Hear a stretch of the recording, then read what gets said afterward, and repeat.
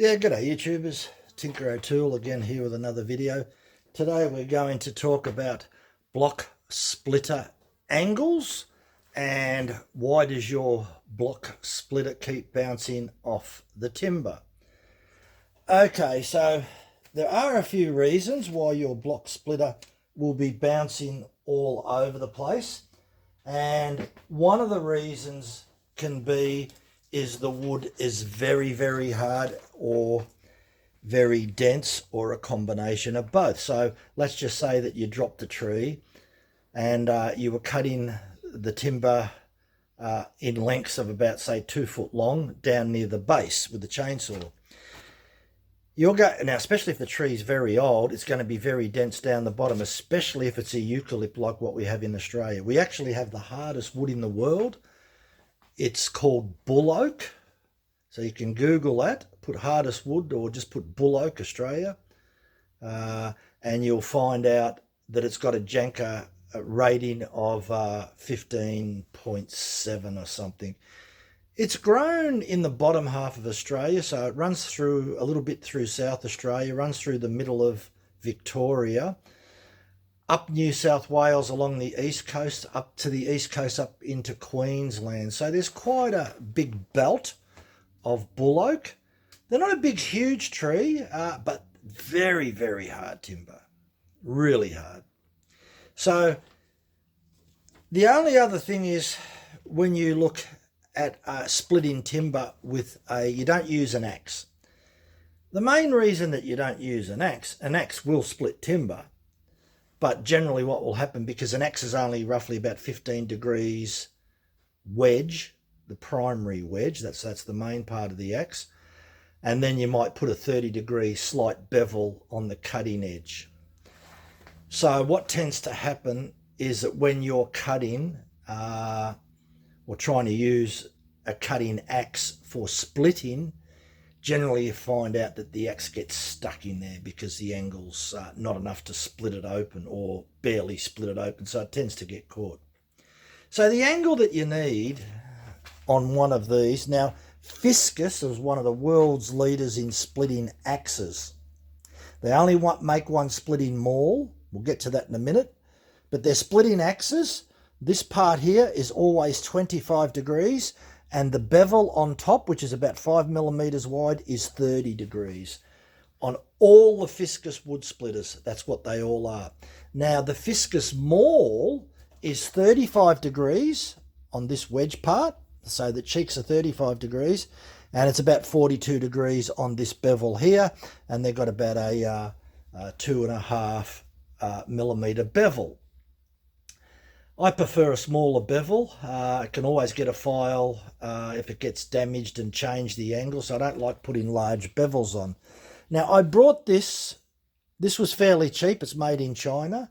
The metal seems all right, but clearly they put the wrong angle on here. They put an angle like this. This was the angle that they had on it, and the angle is 105 degrees, and the sides were about 6 millimeters. So these sides that they had on there were about 6 millimeters, so it looked a little bit like that. Now I can tell you all as that did was bounce off the timber, and I expected that it would bounce off the timber, and it did it for about 8 times.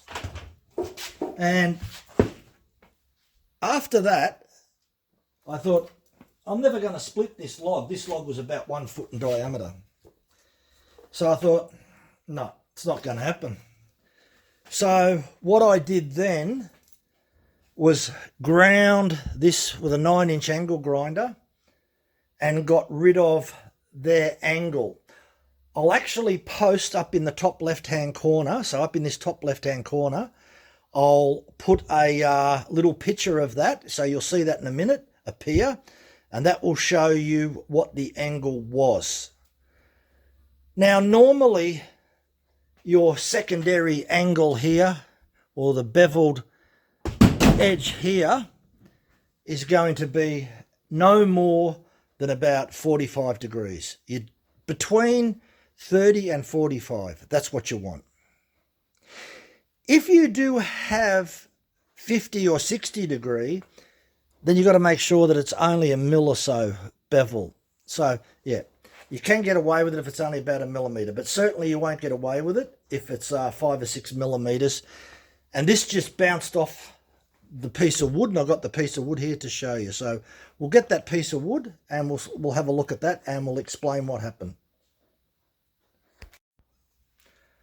Okay, so this is a Spear & Jackson. It's got a 32-inch long handle, so a little bit short.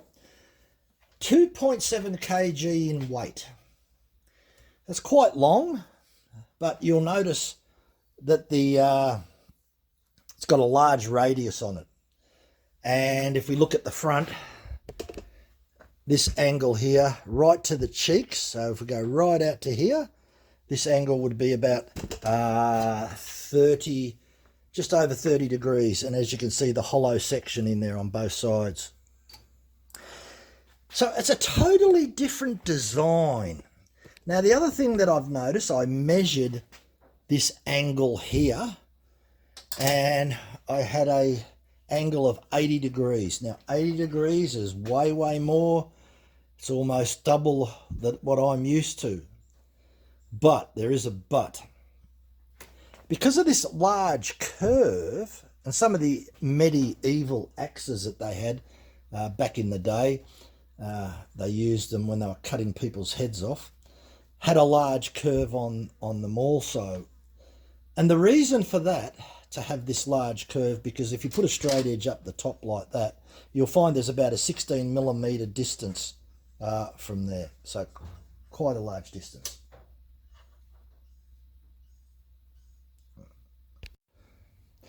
Okay, so we prepared the axe, 60 degrees. Not exactly, if it doesn't work too good, I'm going to change that to 45. So this is a piece of timber where it just bounced off, so let's have a look. Bit better. I'm going to split this one now. I think I better go to the 45 degree. Yep. Okay. Definitely better, because before it was bouncing off. And as you could see, it started to split. But I want to prove my point that if I make it at 45 degrees, it'll split better. So I'm going to have to put a larger bevel on this. There's no other way I can get around it. So I'm going to have to grind here a little bit deeper, get a 45 degree bevel, and we'll split another piece of wood and we'll see how that goes.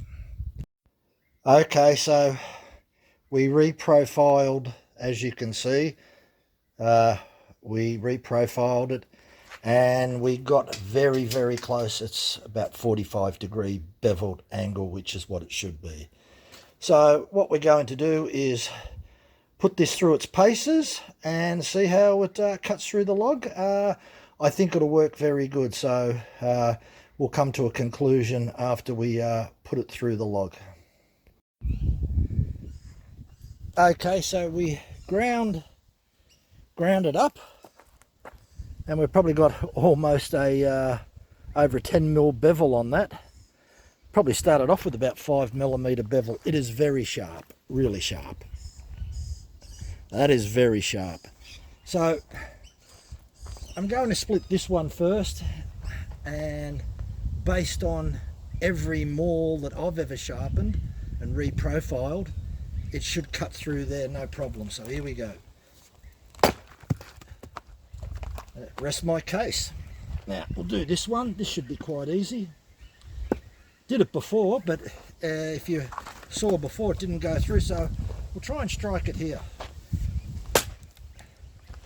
Went through a lot better because before it barely splitted it.